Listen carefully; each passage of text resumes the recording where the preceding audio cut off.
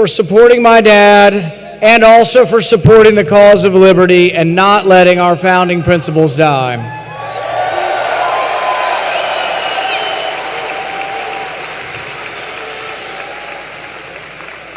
Anybody here in favor of abolishing the TSA?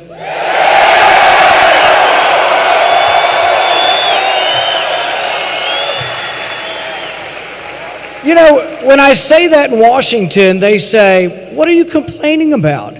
You can go to the airport, and if you don't have health insurance, you can get a free breast exam. You can get a free mammogram, and if you mention the Ron Paul revolution, you can get a free colonoscopy.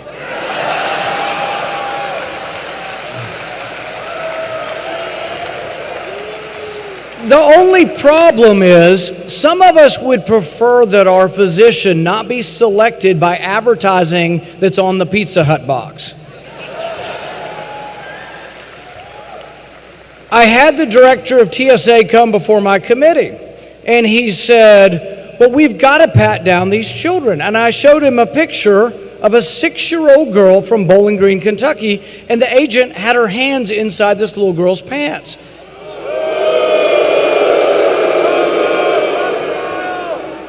And he said to me in all seriousness, and he followed up with a letter, and he said, well, a girl in Kandahar set off a bomb, an 8-year-old girl. And I said, this girl's not from Kandahar. She's from Bowling Green, Kentucky.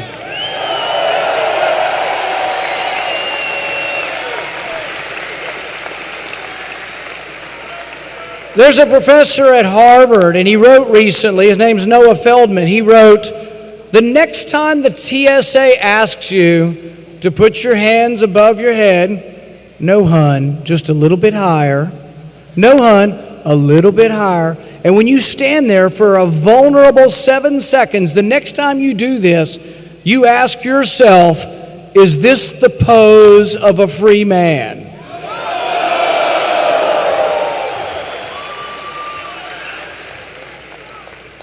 We have had the beginnings of some great victories, but we have yet to have the great victories. We did have a great victory in the House when we passed Audit the Fed.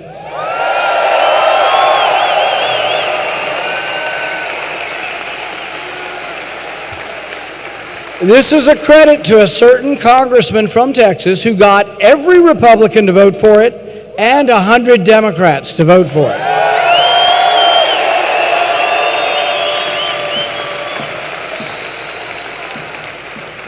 A lot of news reports are saying it's dead now and it's going nowhere, and I can tell you that's not true.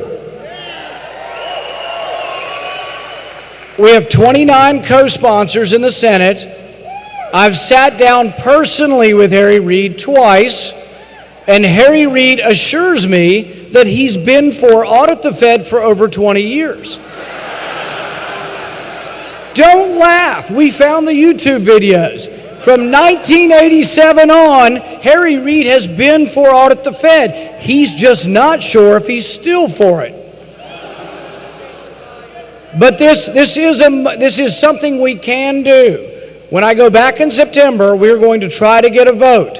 Harry Reid is the only one that can allow me to have the vote. He has all the power.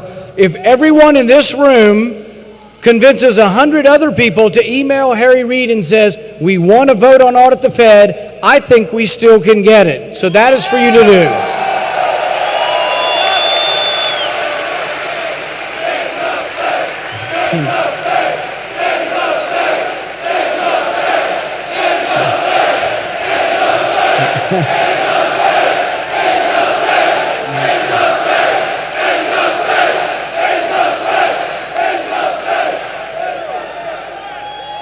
One of the great things that's come out of Audit the Fed is that people have heard you. They've heard you saying in the Fed too, but they've also heard Audit the Fed. But here's the thing, because we've talked about Audit the Fed so much, we're now talking about Audit the Pentagon.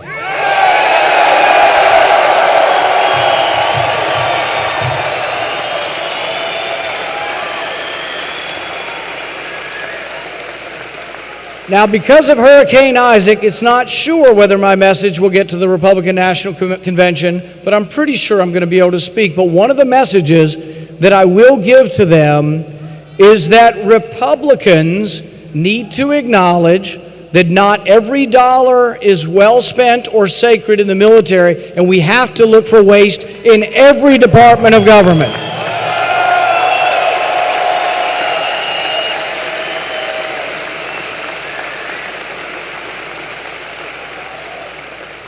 A lot of you have been involved in my dad's presidential campaign in 2008 and 2012. It's been a marvelous ride that none of us will ever forget. But there are three things that stick out in my mind and to me are so incredible that they were ever spoken at all on a national stage. The first one, and the one I'll never forget, and this is something Republicans need to hearken to and Republicans need to understand when they say, why do all these young people love Ron Paul? Why does the internet love Ron Paul? They think it's because he's cool. Well, you know, I'm his kid. I can tell you it's not because he's cool. But the ideas of liberty are cool. And I can tell you one moment that I thought was really cool when he said, you know what? When you read the Beatitudes, when you read the Sermon on the Mount, it doesn't say anywhere in there, blessed are the war makers.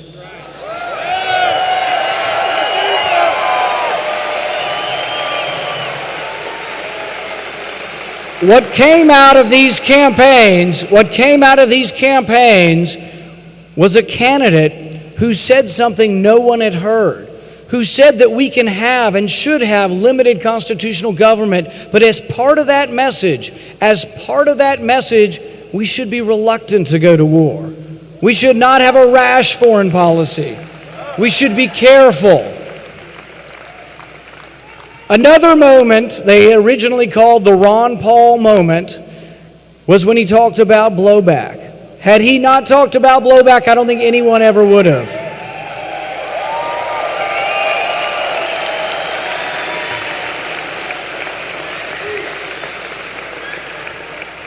And the one thing that people still fail to grasp, so many fail to grasp, is they say, well, that's what your enemies are saying. Well, if you want to know why your enemies attack you, it doesn't justify why they attacked you. It doesn't justify any attacks. But if you want to understand what's going on, you would have to know why they say they attacked you.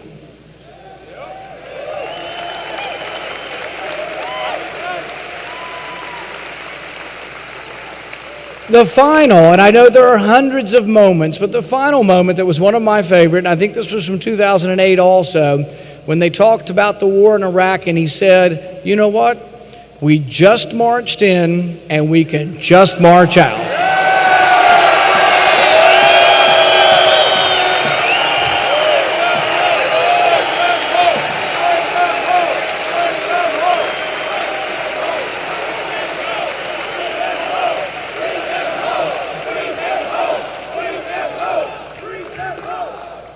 I give to you the guy that is my hero, the guy that is the greatest representative of the liberty movement in our time, my father, Ron Paul.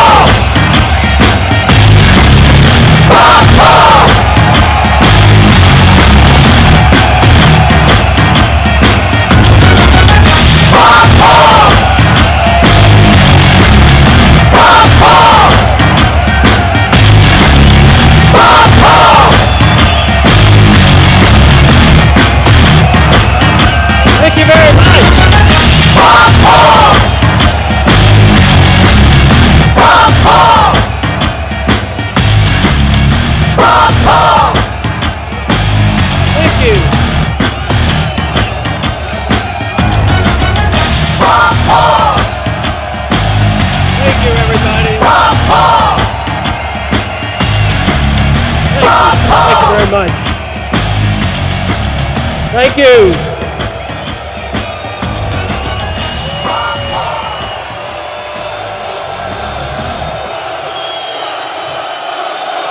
Thank you.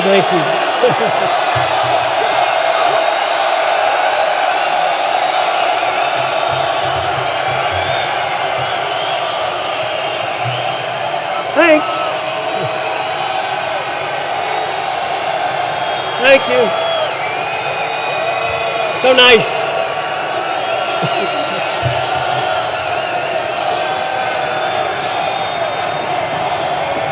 Thank you, thank you.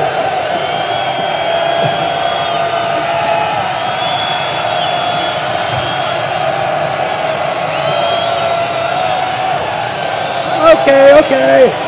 Enough.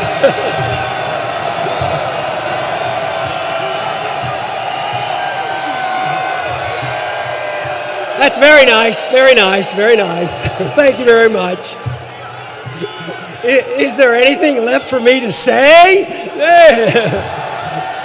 Oh, this is wonderful. It's wonderful to be among friends with my family, and for a good reason, to promote the cause of liberty in a revolutionary spirit. Thank you very much for being here.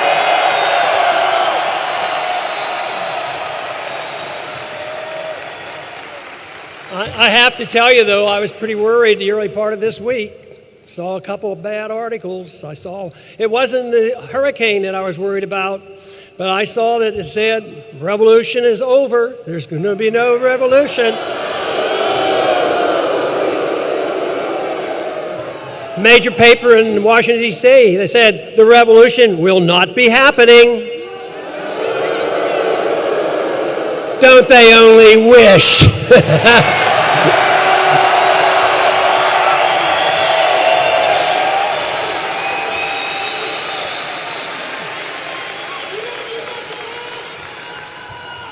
But it is so great to come together for something so important. You know, a lot of people say today is a very important day, and I think it is. Our events today, to me, very important. And they say that this convention, very important this week, and indeed it is. And this election is very important. But let me tell you, there's something even more important than all that, and that is the cause that we're leading and the cause of liberty, the attention that we're getting right now.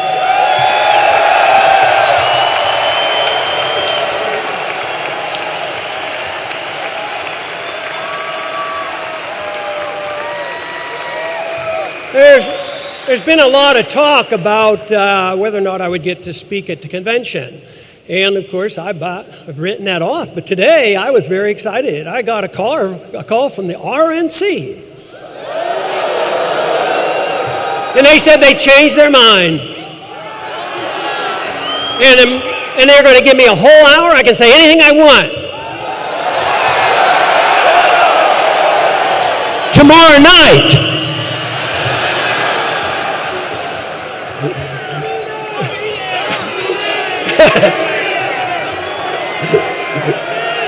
Just kidding. First off, I really want to recognize our delegates, hundreds. I don't know how many, but thank you.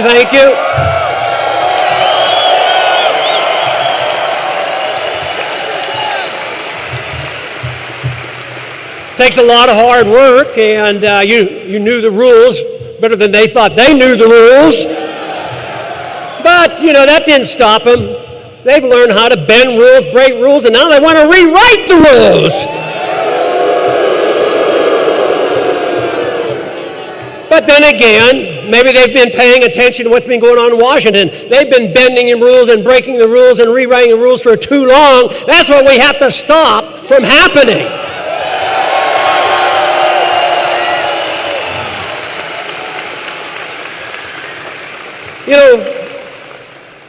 People at the convention were worried just how much trouble we would cause, and you generally have known what my advice is. Just stopping something for the sake of stopping doesn't achieve a whole lot, so I've been a little bit cautious. But what they have found out is they've overstepped the bound. There's a big fight going on, and we're involved in it, but everybody else, a bunch of them are joining us and say, you've gone too far. The Ron Paul people were right about overstepping their bound.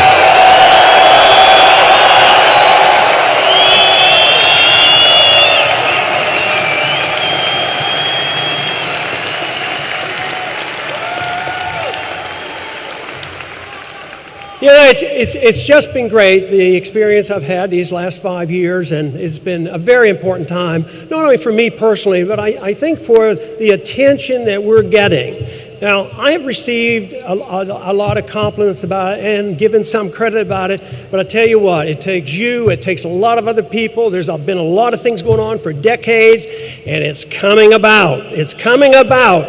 Not so much, not only because I believe we're right on the issues, but what is coming out right now is proof positive that their philosophy of government, whether it's foreign policy, monetary policy, or economic policy, is failing, and they need something different.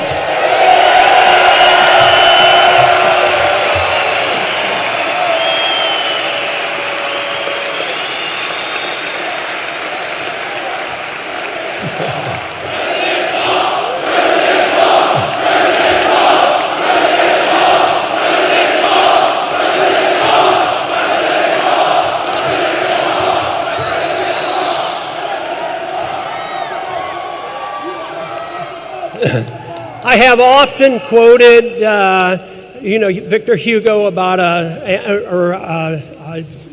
Samuel Adams about an irate tireless minority and bringing about changes in that way. But ultimately, that minority is irate and tireless, and they light the fires of liberty in the minds of men. Yes, that's important, but ultimately, numbers do count. And even numbers do count when they don't count all the votes as well, because we do have the numbers.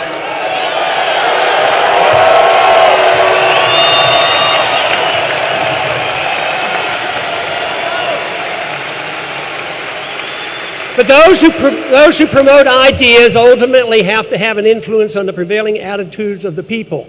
And that is what's happening today. The people now are waking up and they're realizing the failure of what we have and the reason that these ideas are coming about.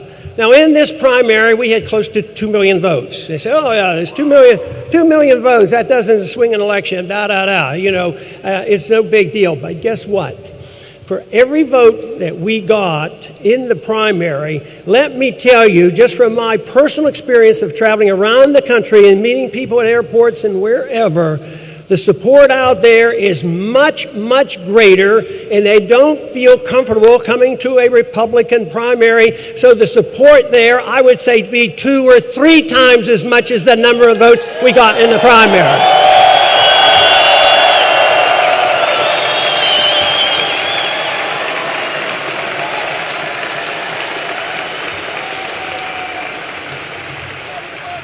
We have talked a lot about the excitement that the young people bring, the excitement we've had on the campuses.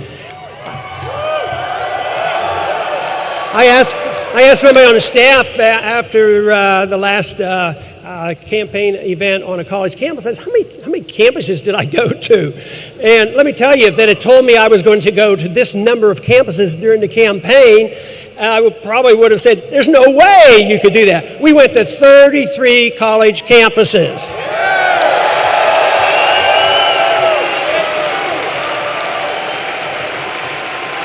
Talked to close to 150,000 young people, enthusiastic. Were they the conservative college campuses, or were they the liberal college campuses? No, they were all the college campuses. They welcomed us.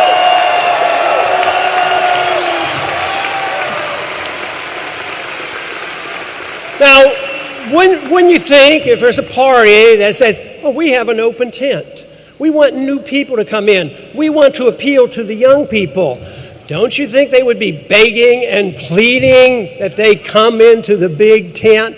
Well, we'll get into the tent, believe me, because we will become the tent eventually.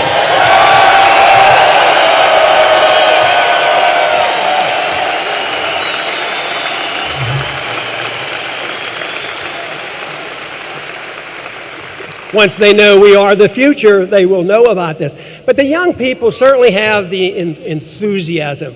And I think it's the enthusiasm that really energizes a campaign. It energizes not only themselves and the college campuses, and I've always maintained there will not be a true revolution unless the college campuses are alive and well with those ideas.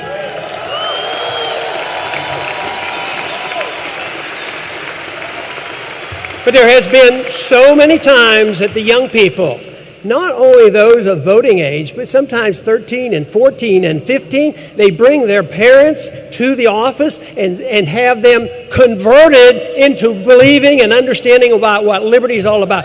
Young people energize a lot of other people and give the energy to the remnant who are with us already.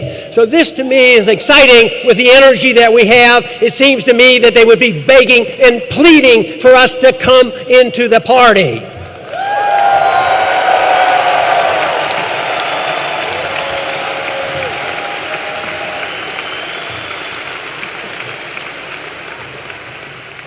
You know, most people in this room probably have read that book called 1984. It was required reading in high school for so many years. And, I figured it out. I can explain to you where the problem is. 1984 has been read by lot. I would assume everybody in this room read it as a dire warning of what could happen to a society if you're not careful. I think a bunch of people read the book and thought it was a business plan, and they ran for Congress. Because so many claim they read it, and they claim that they understand this, and yet they do the very things that we have been fighting against and trying to stop. During the campaign, I got a lot of advice. Can you believe that? A lot of advice. Sometimes from strangers, sometimes from our enemies, sometimes from my family as well. But no, the advice that came up from the very well-meaning individuals who were in the category of maybe mainstream Republican. And they would come up and say, Ron, we really like you. We like what you're doing, and we like what you're saying. But if you would only do one thing, if you would change one thing, boy, you would really have a lot more success. You need to change your foreign policy.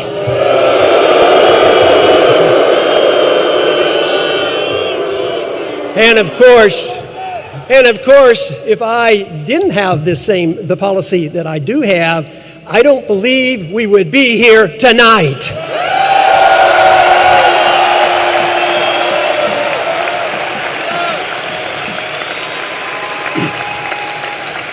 And this is something they obviously do not understand. Those who do understand it fear it because of the powerful special interests behind a foreign policy of intervention in the military-industrial complex. So it's complex, but they strongly resent this. But it was mentioned already today. I have mentioned it before, but I think it's the best test of my support coming from, more so than anybody else, from the military for our foreign policy.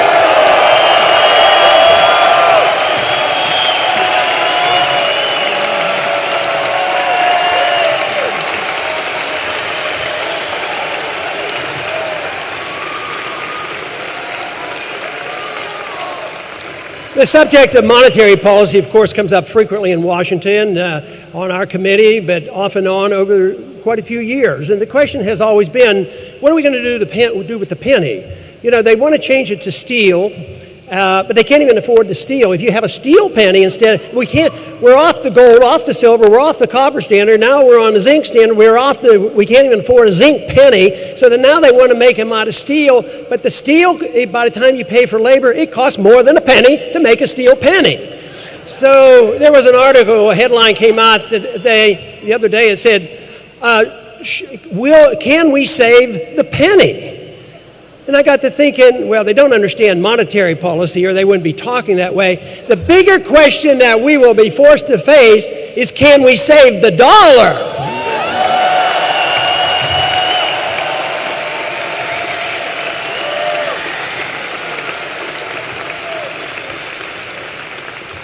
There was a bill passed not too long ago, and as you could guess, I voted against it, and that's that Dodd-Frank bill. Did you ever hear of that monster? In that bill, they gave more power to the Federal Reserve. They created a board, a Consumer Financial Protection Bureau, protect all the consumers. So they were given a task here a couple of months ago, and it was designed to make things more efficient. That's why this story will tell you why efficiency is not the answer to our problems. We don't want more efficient government. We want to get the government out of the business that they're not supposed to be doing.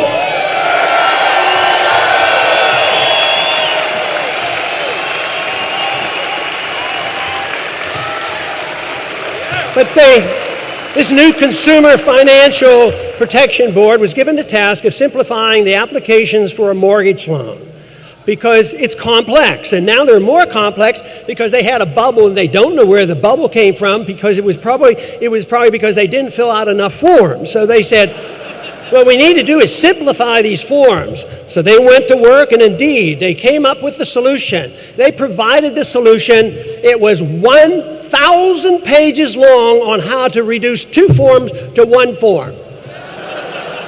All these new regulations placed on everybody who applies for a bill, and they think that will be the solution. But that isn't the solution. The solution is get the government out of our lives and off our back and out of our wallets.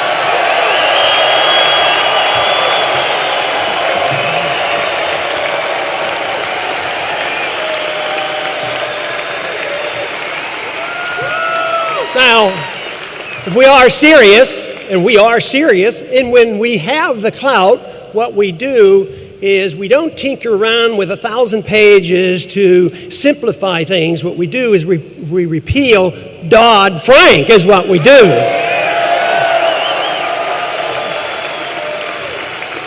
And there was another time the Republicans, when they were in charge, they passed the Sarbanes-Oxley. It's cost businessmen $1 trillion with new regulation. But that was when the conservatives were in charge. So when we're getting rid of Dodd-Frank, we get rid of Sarbanes-Oxley as well.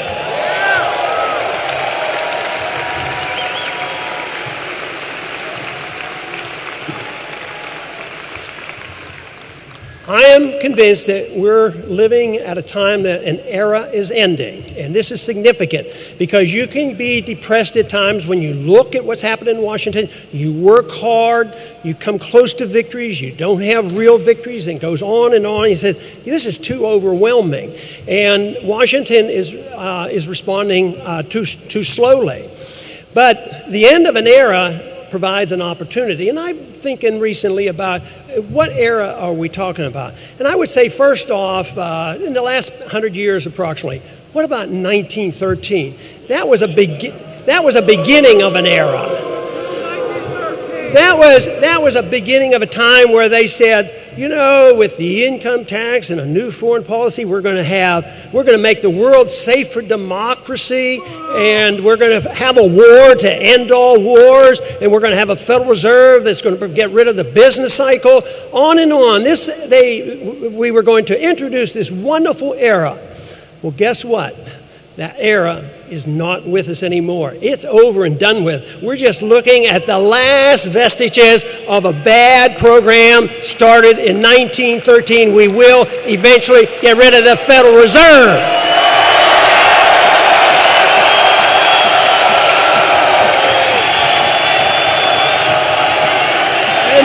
End it.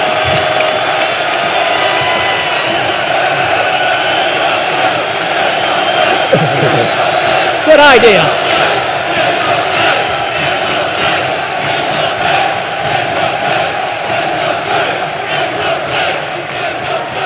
Also at approximately that same time, something else was started, and that was the domination or the oncoming of communism, 1917. The Bolsheviks taking over, and communism was a panacea. It was all done with good intentions. You take care of the people, all those wonderful promises. Well, communism lasted 74 years. It dissipated between 1989 and 1991. People don't talk too much about communism anymore. At the same time, communism brought about is hard to count when it gets up into the hundreds of millions. It is estimated that possibly 200 million people died by people who were able to put bad ideas out on the table and look at the tragedy of what happened. That era is over and done with. We are not going to see the world go back to that type of a program again.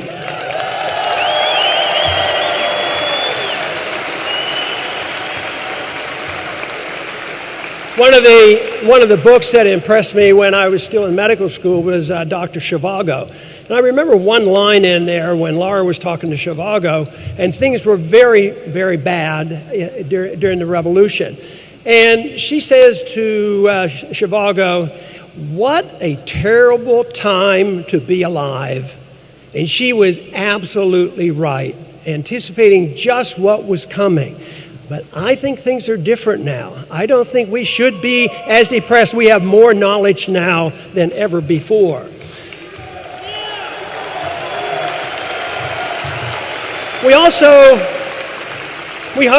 had the 1930s, a continuation of the progressive era.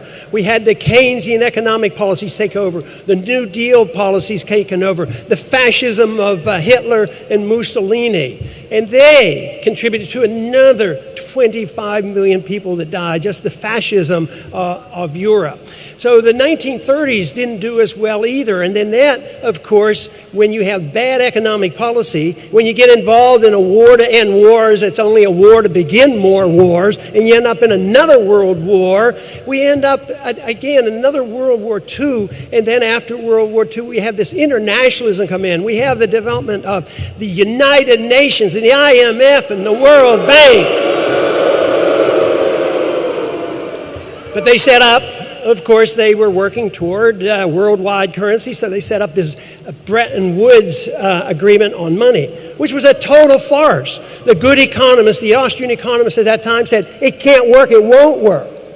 And indeed, when it fell apart, it was a very, very impressive day for me, because like it is tonight, a Sunday evening, it was on a Sunday evening, August 15th, 1971, the Bretton Woods monetary system collapsed. But that was predictable, and that's over with. And there's no doubt, would like to go back to that. But it also gives us the wonderful opportunity to advance forward.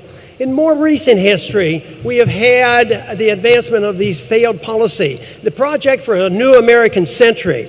That is you already know there are a bunch of neocons running that show.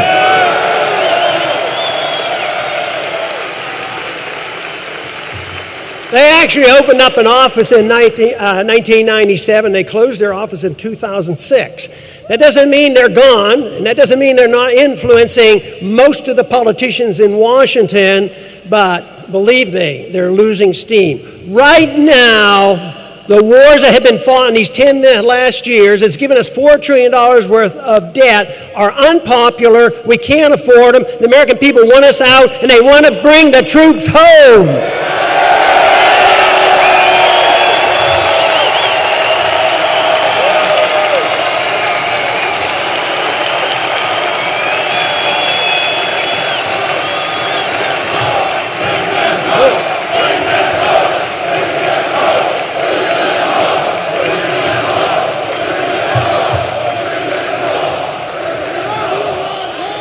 Now, if they don't listen to your shouts, and if they don't listen to common sense, they're going to listen to the facts of life. And the facts of life is we can't afford it anymore. The Soviets didn't leave because they had an enlightenment. They left because they were broke. And they so foolishly got bogged down in Afghanistan. So why don't we wise up and just take care of ourselves and defend our country and not be the policemen of the world?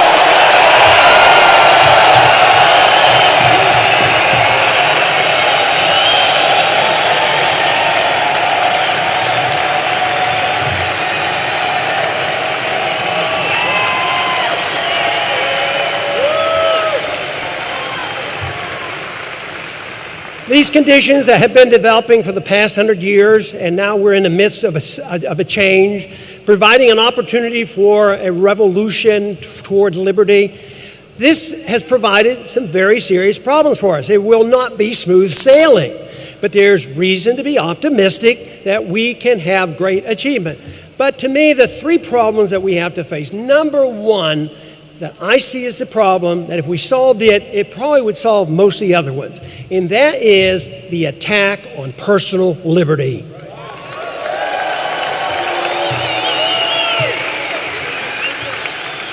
If people truly understood what personal liberty means, that you have self-ownership, that you have a natural God-given right to your life, therefore you have a right to your liberty, and we defend all life and all liberty regardless of our judgment about how people are using that liberty, then we would have the natural sequence of saying, if that is the case, you have a natural right to keep the fruits of your labor, and all of it.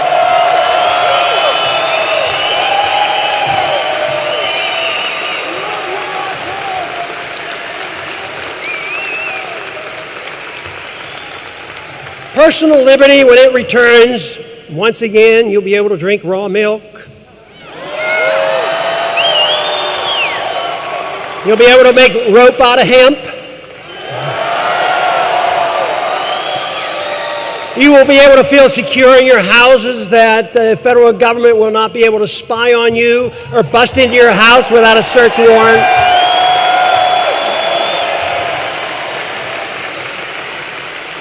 You will be allowed, without a government permit, to buy nutritional products when you please and what you please.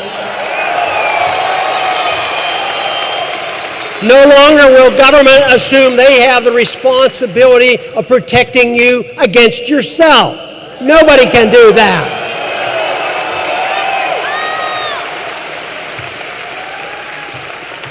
The emphasis will no longer be on economic and personal security. The government will take care of us, but it will be emphasizing the government is there to protect our liberty. You know, they can give us security, you know, whether it's economic, which always fails, or whether it's personal security. But you will become, if the government said we can provide you perfect security, isn't that what we do with animals that we breed to raise up and eat? I mean, this is what happens. They're secure. You put them in cages, and you put them in fields, you fatten them up, you take care of them. They have all the food they want and the best nutrition until it's time to butcher. And this is safe. So what you want is liberty. You don't want this false sense of security that governments cannot give you.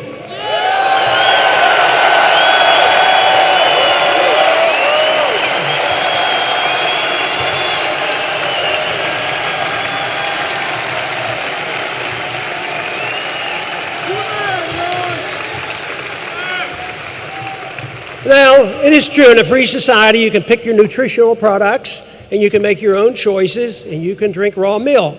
But you also, in a free society, you're allowed to make even more controversial choices. You might even decide to drink alcohol. And you know, there's a little bit of risk in alcohol, but in a truly free society, they tried that alcohol business one time. It didn't work very well. Too many politicians drank alcohol, so they finally repealed that. But yes, you would be allowed to make a decision on what kind of, what things you smoke and drink or eat or whatever you do to your own body.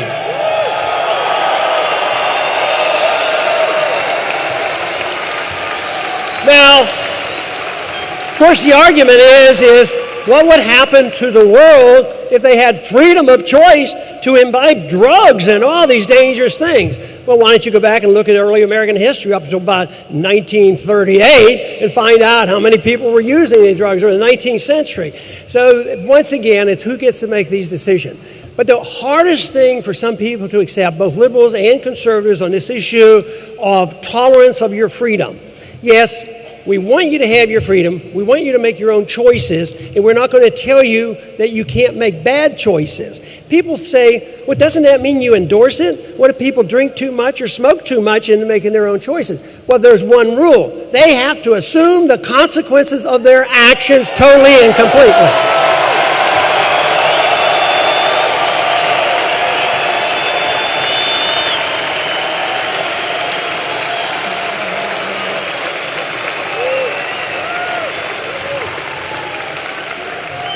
But it is under the pretense of taking care of ourselves that we have this drug war. Our government agencies have been known to be involved in drug trades. Government agents have been involved. The law enforcement agencies have been involved. And guess what? Guess which industry would like to see marijuana never legalized? That's the alcohol industry. How about the drug companies that sell all these tranquilizers? They don't want marijuana legalized either. So there's a lot of special interests that would like to keep drugs illegal. But the attack then is on our liberties. That is the important thing. We want our freedoms to make these decisions even when the wrong decisions are made.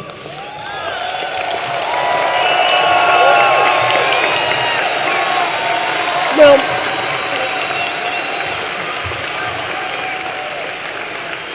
and there's still some people say, well, no, if it's legal, that means we've endorsed it. No, we don't. We don't endorse it. What about on religion? We're pretty good on religious values. Some people choose no religion. Some people pick different ones, 10, 20, 30, 50 different kind of religions. But we generally protect that and say that's your own choice. You can make your own choice. We are not judgmental about that.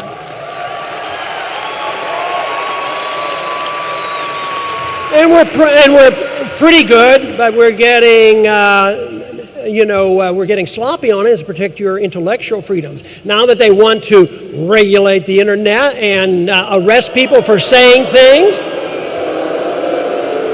this is where we're going to have to be very careful, because when the state feels like they're under attack, probably the first freedom they get rid of is freedom of speech. Ideas, spreading ideas. That is why our ideological revolution has to pursue, and it has to pursue quickly before they take away our ability to communicate. But it's the ideas that changes the world, so that is why the First Amendment is so crucially important.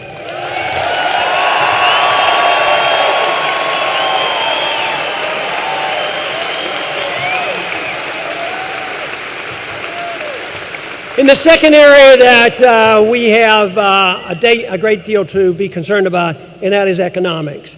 We're in an economic mess. It's very, very bad. I am convinced it's worse than anything that we faced, worse than the Great Depression, worse than when we're in major wars, because the fundamentals, the foundation of our economic system, the understanding of property rights, the understanding of monetary policy has so eroded that the bubble that still exists is so huge, and it's worldwide.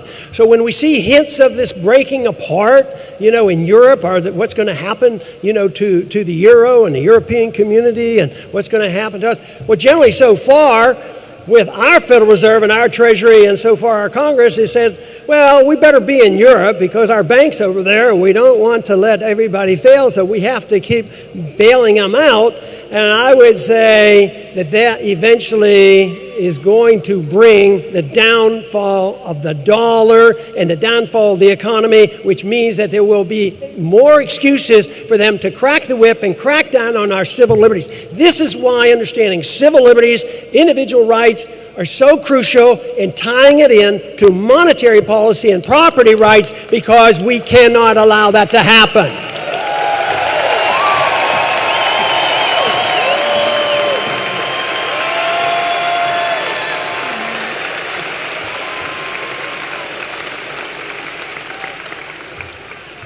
The economic system today is based on debt. For too long, what we have done is we've bailed out every attempt for the market to correct the mistakes made, especially since 1971. We've always jumped in and interfered.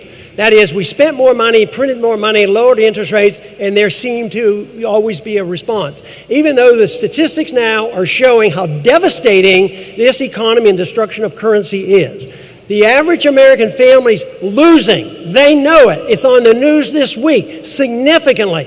And that is a predictable event. Austrian economics teaches that if a government deliberately devalues and destroys the value of a currency, it will destroy the middle class, and the wealth will gravitate to the wealthy.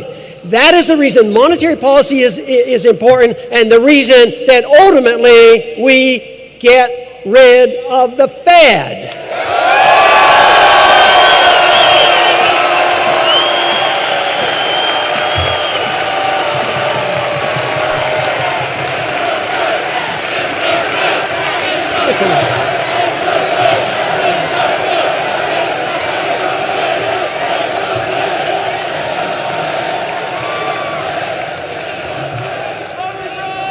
Some people ask, well, haven't we had a accumulation of wealth in the last several decades? Some people have gotten wealthier, but the average person hasn't. And the middle class is smaller, is especially smaller in these past 5 years. So you print money, and even if they get a GDP to go up, it's represented by the government spending more money on cruise missiles or something. And that doesn't help you. It doesn't help your income. It doesn't help keep prices down. It doesn't help you one bit. And it is so destructive because when the trouble comes and the Fed say, we are all wise, we know what interest rates should be, we know what the cost of money should be, and therefore we're going to make it free. And guess who qualifies? The big banks. And they get free money and they loan it back to the governments and they buy the bonds, finance the political system, and they make a lot of money. But what happens to the average person who decides they need to be frugal? Times are tough. Spend less, save more, be prepared, take care of ourselves, act responsibly. Guess what? Instead of getting a market rate of interest, which very well could be 5, 6, 7, 8%, they get 1% or nothing. So it is so unfair, and once again, it is biased against the people, protects the big banks, the big corporations, and the politicians.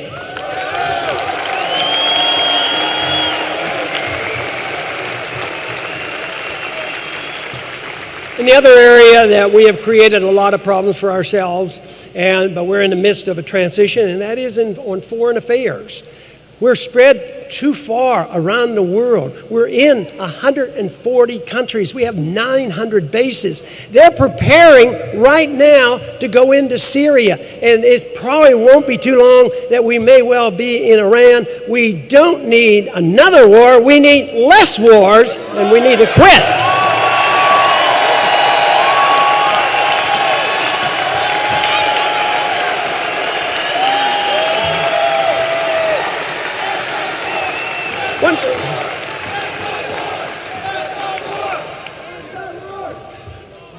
One of the strongest things that we have to deal with, of course, is the foreign policy as a consequence of the tremendous fear about being attacked by a terrorist. Now, the terrorism is a serious subject to deal with, and if you understand the blowback mechanism, of course, we think we can do a whole lot to reduce the threat of terrorism. But right now, the threat of any of us being killed by terrorists is about 1 in 25 million. The odds of getting killed by a car is 1 in 19,000. Lightning, 1 in about 5 million. But guess what? If you're in the military and you have to go over and get involved in a shooting battle to save the world for democracy, make the world safe for democracy, and bring peace and tranquility to these countries, guess what? The estimates are, and there's no precise number, but it's somewhere between 2 and 20 per 100 people, like 2% to 20% that you will be killed by friendly fire. What a tragedy. And they think that we have to have a drone warfare, constant. Every country, anybody who suggests they dislike us will try to send out drone missiles.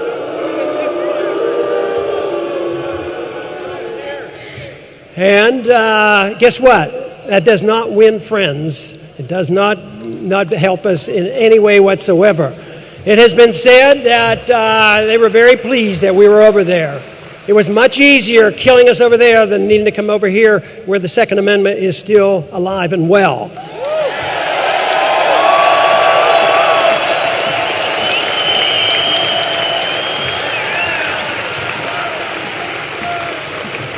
Now, in talking about foreign policy like this and emphasizing blowback, somebody rather nastily said the other day on the internet, and they said, oh yeah, if those Paul peoples had been in charge, Osama bin Laden would still be alive. But you know what I think the answer is? So would the 3,000 people from 9/11 be alive.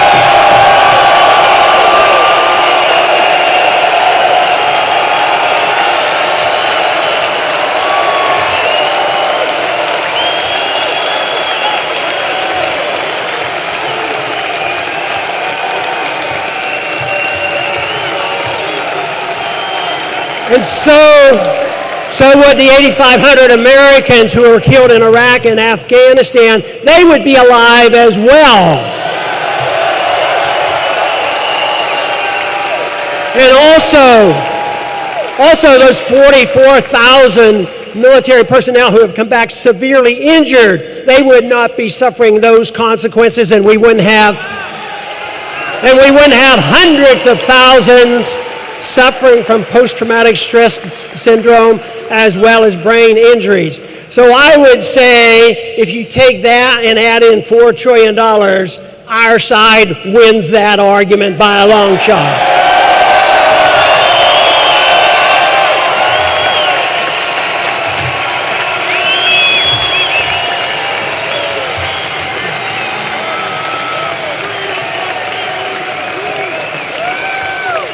Of course, if we had our way and we removed these dangers, of course, a president would not be able to assassinate anybody, especially never an American citizen.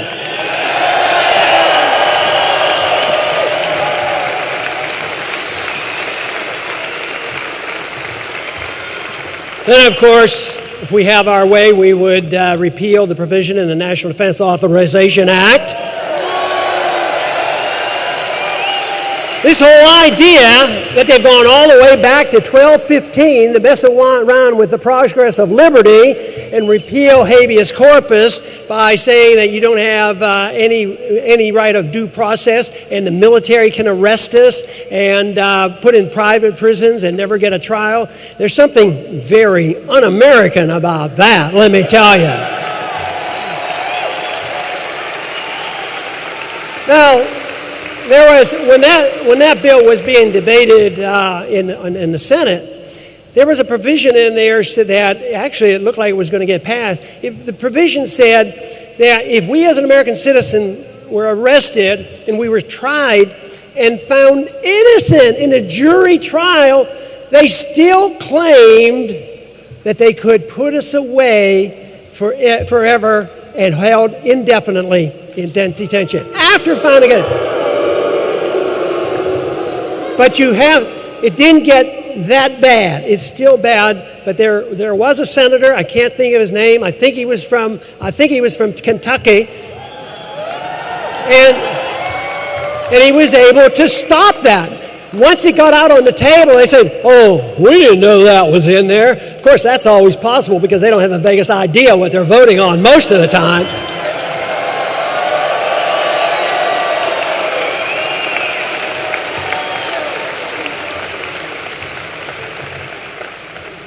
That is a problem, there's a Read the Bills Act over there, and of course I think that's a proper thing to do. You ought to read the bill.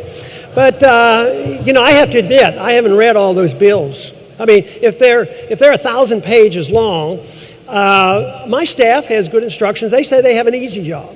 They say all they have to do is show me if it's unconstitutional. So a lot of times they only have to read the first page.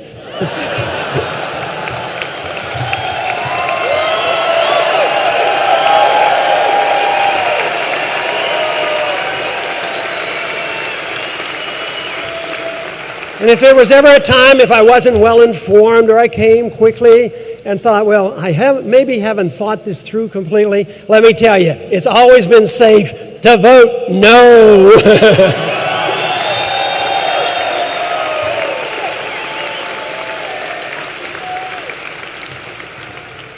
I think the important thing that we know in this room and the growing number of Americans are realizing that the worst thing we can do is remain silent.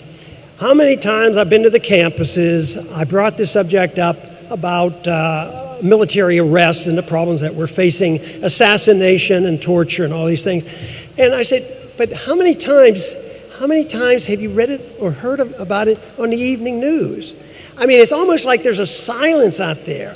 But early on in the campaign, I would bring up, I'd just sort of say, well, let me tell you a little bit about NDAA, and I would think I had to fully explain it. But as soon as I said NDAA, the people in the audience, they were outraged about it, which means we're not silent. We know about it. but we have to get around the system which will not report on it because they're part of the problem. They're part of the military-industrial complex.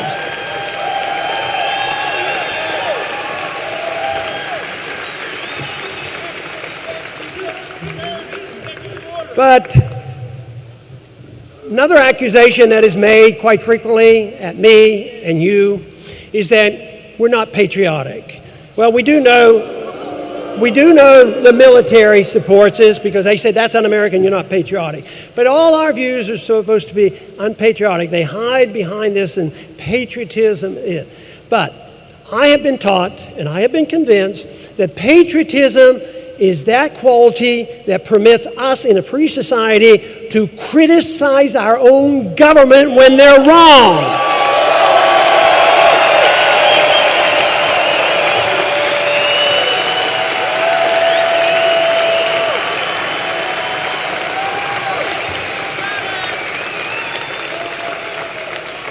This is why I have a soft spot in my heart for whistleblowers.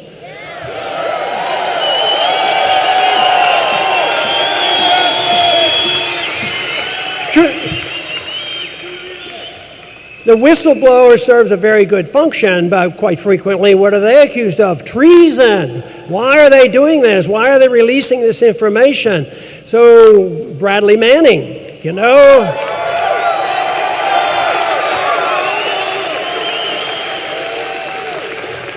Now, he's in the military, and there are probably some, debate on exactly how and what to do, but let me tell you, Bradley Manning didn't kill anybody. Bradley Manning hasn't caused the death of anybody.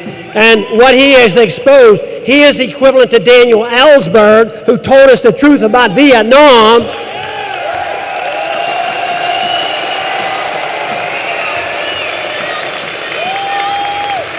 And when Daniel Ellsberg was under the gun, the government wanted to crack down on the exposure on the New York Times. The New York Times, printed the material that Ellsberg released. And that went to the Supreme Court. And Ellsberg did not go to prison. It was upheld, and New York Times did not suffer either, the consequence of this. So we're at this point, but just think right now, I'm afraid that if we took a poll across the country and they say, should we try Assange for treason? But most Americans are going to say, oh yes, he's a bad guy. He's telling us all these secrets. But guess what? He's an Australian citizen. And you read about it all the time.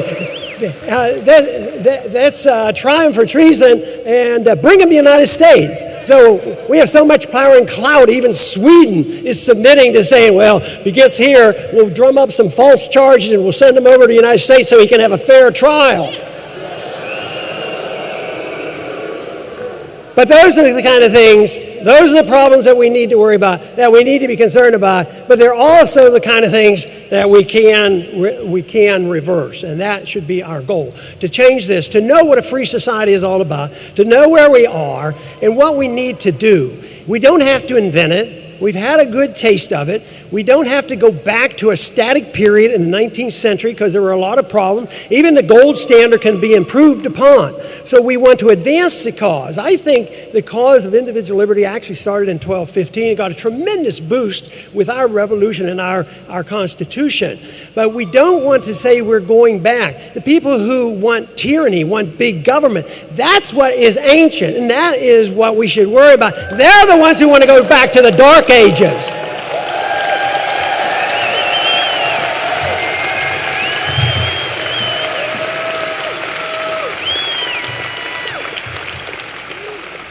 So, how do we look at today, 2012? Do we look at it like 1913? Are we starting all over again and bringing in a new system? Is it 1917 with the Sovietization and the communization of the world? Is it the 1930s where we had so much fascism and Keynesianism and all the mess we have, and then the 50s and the advancement, or now are we going to have to live with the neocons? Or are we going to say, We're living in a new era. We're going to start something different, completely different than all that.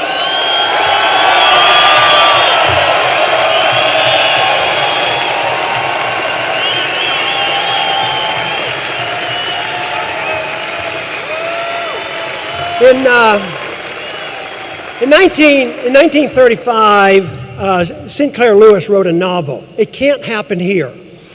And that novel essentially was a warning because he believed it could happen here. It was an anti-fascist novel because he was very concerned about Mussolini and the Nazis. And his whole argument was that it can't happen here.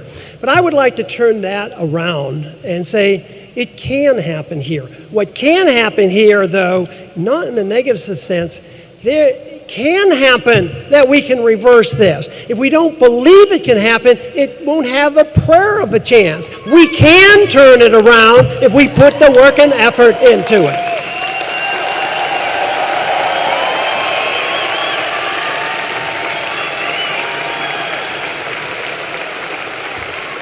Some people, will still be negative and they say, yeah, but how many times have you seen a revolution that really has turned out? All through the 20th century, so many revolutions and wars to end wars and all that. It never happened. And right now we still have neocons all over the place. They aren't all in one party either. They're in both of the parties, and that's where we have to be challenged. But there have been times in our history in the history of the world, where there has been successes. In 1850, the British passed a law. It was called the Repeal of the Corn Laws. And it was an introduction into free market economics, repealing mercantilism and protectionism, and ushered in the age of the Industrial Revolution. And it was a difficult time. Peel, who was the representative, had this passed. He worked for many, many years, and it was finally passed. And it was smoothly. There were a lot of special interests involved, but it worked. It was smoothly, and they transitioned from mercantilism into a much better system.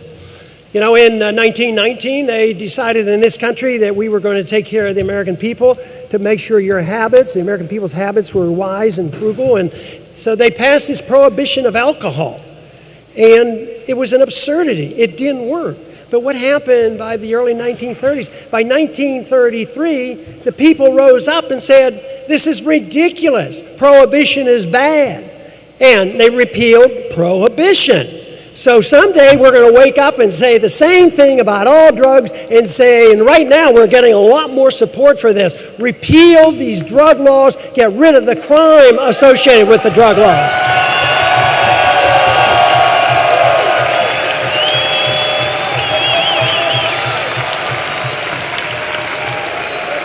In 1933, as Roosevelt took over, he ran believing his program in 1932 was balanced budget. He had the most conservative platform because Hoover wasn't doing such a good job. And he said that he would defend the gold standard and balance the budget and cut spending. Well, that didn't exactly happen because the first thing he did was made it illegal for an American citizen to own gold. I mean, that really told you something about what was happening. But it was illegal to own gold all the way up until 1975. So in 1975, why is gold illegal? And a law was passed, and we moved back in a direction, and the American people could own gold. It's a very important issue. In a free society, don't give up your right to own precious metal, and don't give up your right to own a weapon to defend yourself.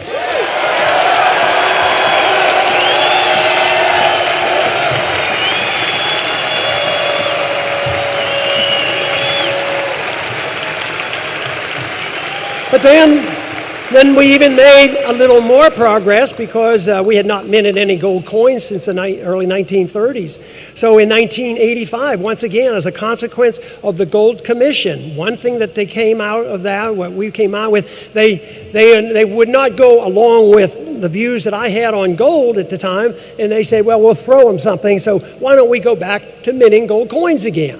Far from imperfect, not a gold standard, but it was a big thing. It was a big deal for us to take something minted. It was one of the few constitutional authorities that we have to mint gold and silver coins. So that was restored in 1985. Point being is that it isn't inexorable that we move in the wrong direction. We can start moving in the other direction.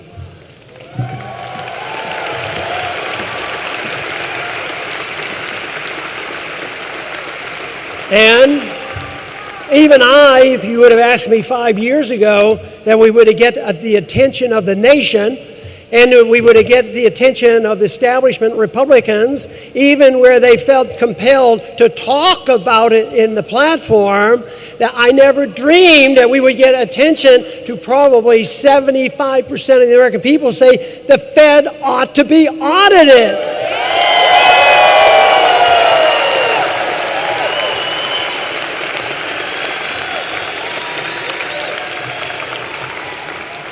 So what is our big challenge? The big challenge is can we restore natural rights, God-given rights to our people so that we emphasize the fact that return of liberty can solve so many of our problems. Economic policies means private property, contract rights, gold standard, and get the government out of this business of regulating. The market and property rights regulates quite well. Under those conditions, guess what happens in a free market? They say there'll be no regulations. No, the regulation is if you go bankrupt and you don't get bailed out by the government.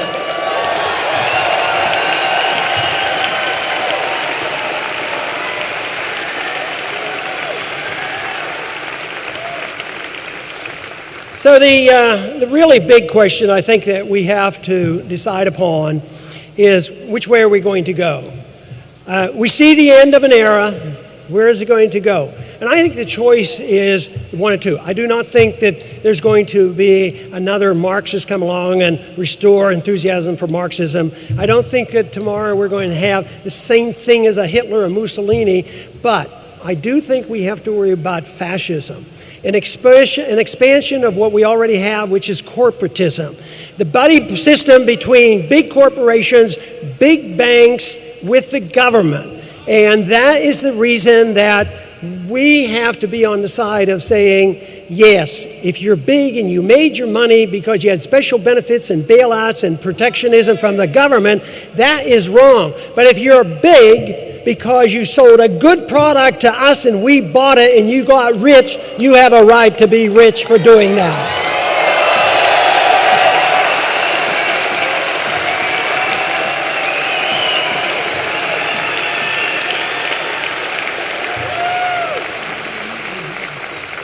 We do know that ideas do have consequences, and an idea, as I've often said, as time has come, can't be stopped. I really believe we're here. I think we're here. They're not going to be able to stop us, but we have to learn to know how to spot the fluff, the baloney, and get rid of it. Don't listen to it. But you just can't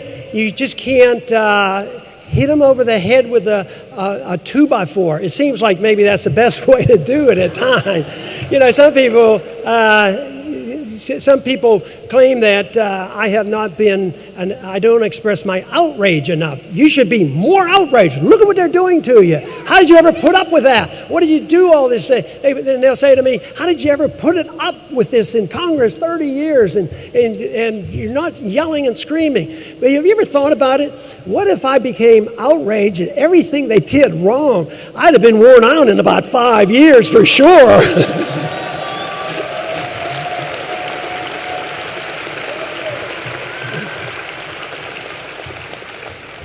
But we do need to sort it out. We do need to know the good ideas from the bad ideas. We do need to persuade people. And politics plays a role in this. And I feel very blessed that I was able to be a professional person, practice medicine, which my wife described as something I loved, and I did. One of the reasons why I went back to my practice after being in Washington for 6-7 years. And politics is something that is beneficial if I had not run for Congress. And I consider there's a lot of luck in politics and winning a seat. And I don't think there's any luck in taking your positions. I think that is a freedom of choice and you make those decisions. So, but anyways, being in the right place in the right time has a lot to do with it. But I think every one of us has a responsibility because people in an audience like this know and understand the problem. You have more insight than essentially almost everybody in Washington. And I guess that's no challenge. But the difficult task is you have more responsibility. And you say, and a lot of people say, well, and even in the introductions today, I talk about sacrifice. I don't think for a minute I sacrifice anything. I do it out of self-interest. I do it because I think it's good for me.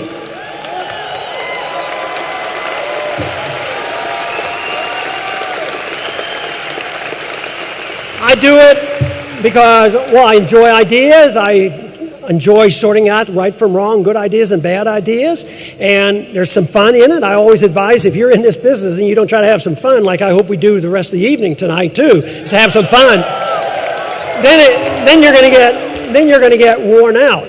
But once you come to the conclusion that you put this whole thing together, personal liberty, property rights, sound foreign policy, monetary policy, and then there's an enlightenment. It comes and a light goes on and you say, wow, this really comes together. So out of your own self-interest, you spread this message, but you first educate yourself, study and learn, and learn how to give the answers. And you don't have to worry about what your job's going to be. If you know the answers and you speak out and you're available, somebody will use you. And it may be in politics. You may run for office. You may organize. Who knows what it'll be? But the obligation is there. You have an obligation to do your very best to change this because it's in your interest, in your family's interest, it's the interest of our country.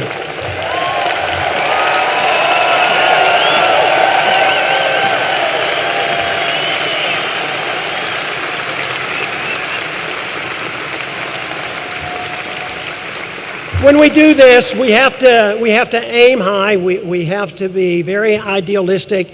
We have to use reason, and we have to have passion. We have to have passion for this. This will convert people rather than grabbing them by the collar and saying, don't you understand what I'm saying? Listen to me. It doesn't work, I'll tell you that. It just doesn't work. A soft answer sometimes is a lot better. Soft answer in Washington doesn't seem to help too much, but when you're persuading your friends, soft answers and discussion is a good way to convince people. This whole idea of describing it as a one unit, that you don't have economic freedom and personal liberty and they're separate, no, it's all one issue. And also, if they get very confused and they say, well, I don't quite understand that, just tell them freedom is popular. That's the reason.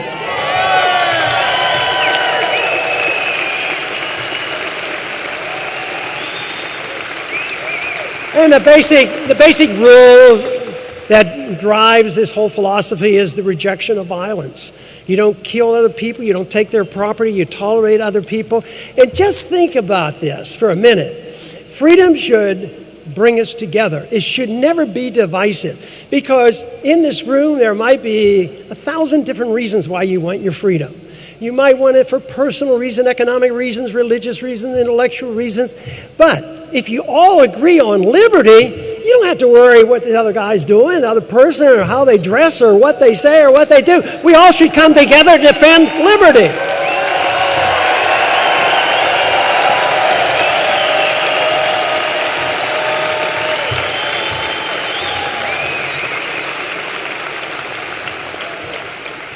Giving up this initiation of force or violence is very important. I mean, we live with a lot of violence, state violence, police violence, individual violence, and we're in a very violent culture. And I think it's a result, and this is my own theory, I think it comes from the fact that welfareism and socialism doesn't generate a sense of self-esteem.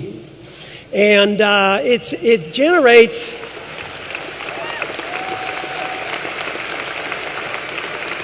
Instead of generating an understanding and enjoyment of liberty, it generates this idea that somebody owes me something. And this is very negative. And then I think self-esteem comes from production, where you feel good about yourself, that you did something.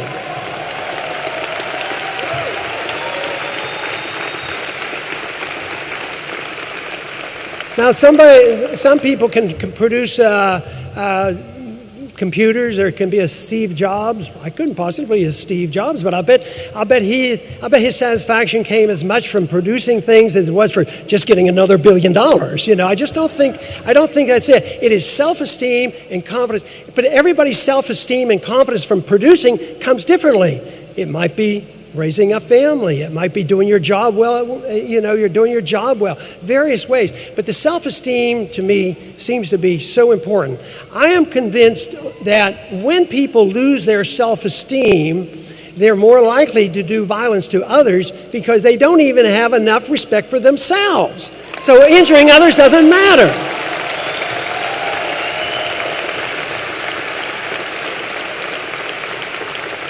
And maybe those who redistribute wealth suffer from that same problem. Oh yeah, superficially they want to redistribute wealth and take care of everybody, but they too might not have enough self-esteem to understand where it really comes from. My personal goal with my politics and my personal life is that a free society provides me an opportunity to seek virtue and excellence. And that should be a personal goal. And in doing that, it is better done in a free society. If the government takes over the rule of trying to make you a better person, an excellent person, and make you virtuous, it's all over. It's all over. That is the seeds of an authoritarian society.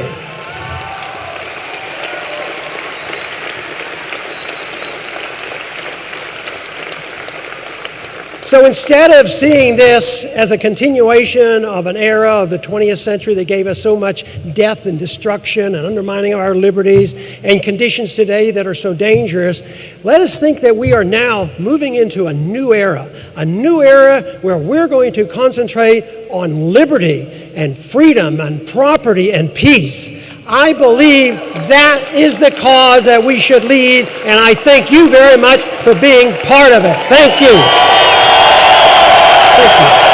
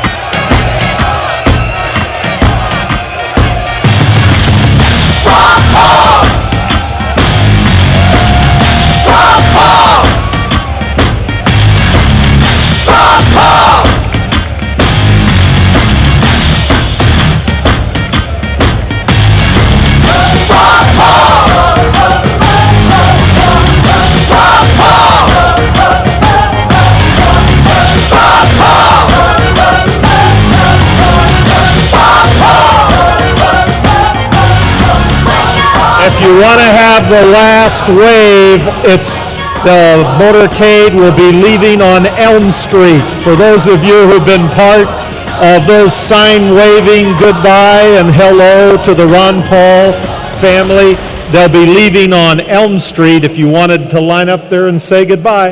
And for the delegates, please, all the delegates you can find, go right to where the buses dropped you off, and the buses will pick you up and take you to Whiskey Joe's.